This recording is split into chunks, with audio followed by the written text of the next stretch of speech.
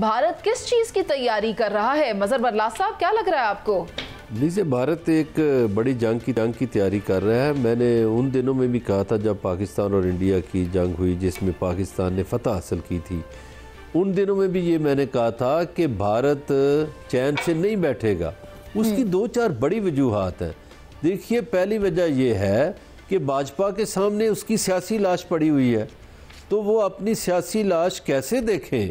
مودی جی کو گوارا نہیں، راج ناتھ کو، ان لوگوں کو کیسے، امیت شاہ کو گوارا نہیں ہے کہ ان کی سیاسی لاش سامنے پڑی ہو۔ پھر بھارت بطور ملک بڑا بدنام ہو گیا ہے، بھارتی ریاست بدنام ہو گئی ہے، ہر حوالے سے، جنگی حوالے سے بھی بدنام ہوئی، معاشی حوالوں سے بھی بدنام ہوئی، سفارتی حوالوں سے بھی بدنام ہوئی، انٹیلیجنس حوالوں سے بھی بدنام ہوئی، اور بھارت پہ مغربی ملک جو ہیں وہ بھی شک کر رہے ہیں۔ اب دیکھیے، رفال والوں نے بھی شک کیے کہ بھئی تحقیقات نہیں کرنے دے رہے، بوئنگ والے بھی شک کر رہے ہیں تحقیقات نہیں کرنے دے رہے، جو سسٹم ان کو دیے تھے دفاعی سسٹم روس اور اسرائیل نے، وہ بھی شک کر رہے ہیں کہ بھئی آپ، اور ان کے پائلٹس کو بھی لوگ شک کی نگاہوں سے دیکھ رہے ہیں۔ تو بھارت کے لیے ہر طرف مشکلات ہیں، لیکن ان مشکلات کا وہ سمجھتا ہے ایک ہی علاج کہ میں اسلحہ خریدوں اور جنگ کروں۔ اس لیے وہ ایک ہی وقت میں روس سے بھی اسلحہ خریدنا چاہتا ہے، اسی وقت سے امریکہ سے بھی اسلحہ خریدنا چاہتا ہے، تو خرید لے۔ لیکن میں آپ کو یہ بتا رہا ہوں کہ چائنا کی جنگی ٹیکنالوجی روس اور امریکہ سے کہیں آگے نکل چکی ہے۔ ان کی میزائل ٹیکنالوجی بھی آگے ہے، ان کے جہاز بھی آگے ہیں، ان کا ایئر ڈیفنس سسٹم بھی آگے ہے۔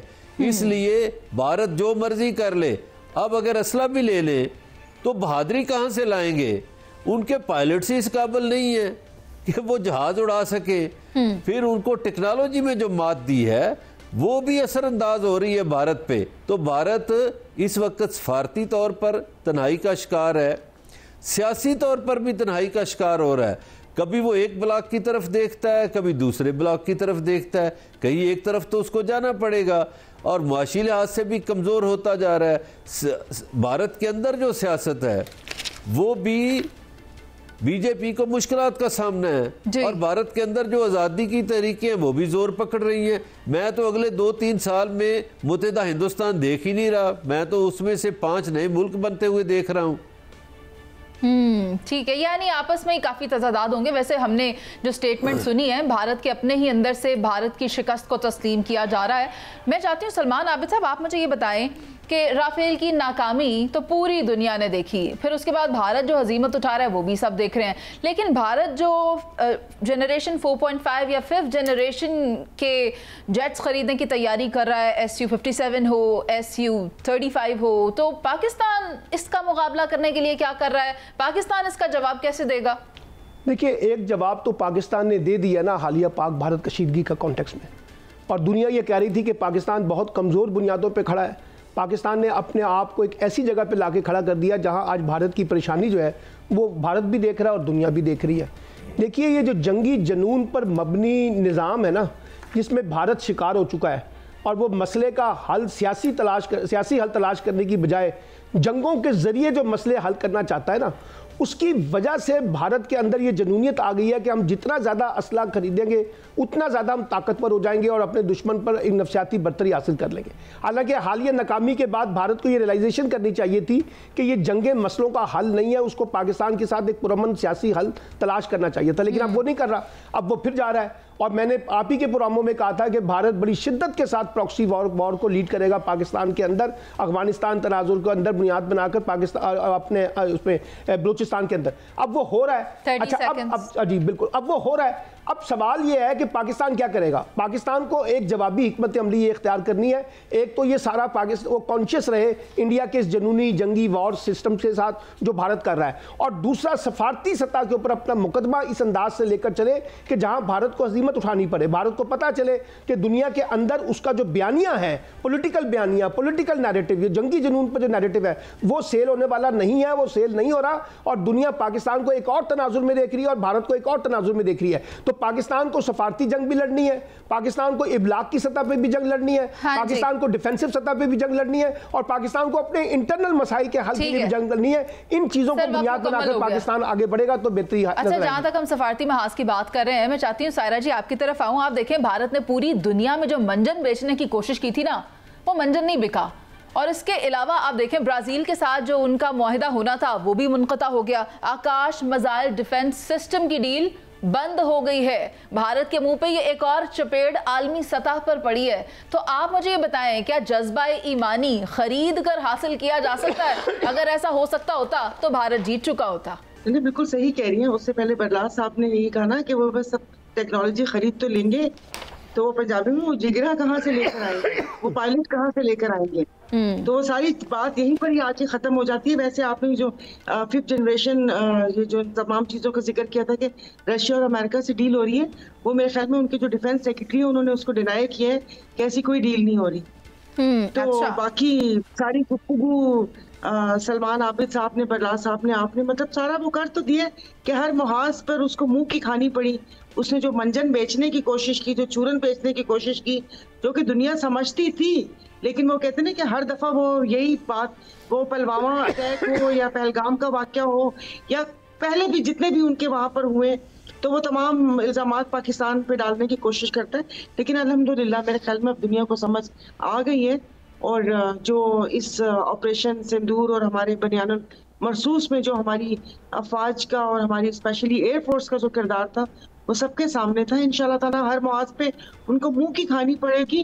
اور بات پھر واپس سے ریپیٹ کرتی ہوں, جو آپ نے کہا کہ جذبہ ایمانی کہاں سے لے کر آئیں گے, وہ الحمدللہ ہمارے. سائرہ جی ایک بات شامل کر لیں منیزے جی پلیز. آپ دیکھیے کہ بھارت کے ایک بڑے فنکار ہیں دلجیت دوسانجھ, ان کی فلم آ رہی تھی, اس میں پاکستانی کسی اداکار نے کام کیا ہے, اس پر پابندی لگا دی ہے. ہاں جی بالکل ایسے ہی ہے. وہ تو نفرت کا یہ عالم ہے کہ وہ اپنی فلموں پر بھی پابندی لگا رہے ہیں, انہوں نے تو اپنے اندر ہی ذات پات کی اتنی تقسیم کر دی ہے برلاس صاحب کے بھارت کے اپنے اندر سے ہی آوازیں اٹھ رہی ہیں کہ یہ کیا سسٹم ہے. خیر, شہزاد بٹ صاحب رہ گئے, ان کو بھی شامل گفتگو کرنا ہے. سائرہ جی بٹ صاحب کی بات شامل کر لیتے ہیں. بٹ صاحب وہ ذرا آپ مجھے وہ بتائیے گا, وہ جو 50% آف والی ڈیل چل رہی ہے, روس بھارت کو لالچ دے رہا ہے کہ بھائی 50% آف پہ ہم سے طیارے خرید لو, لیکن پھر امریکہ کا کیا بنے گا, اس بلاک کا کیا بنے گا؟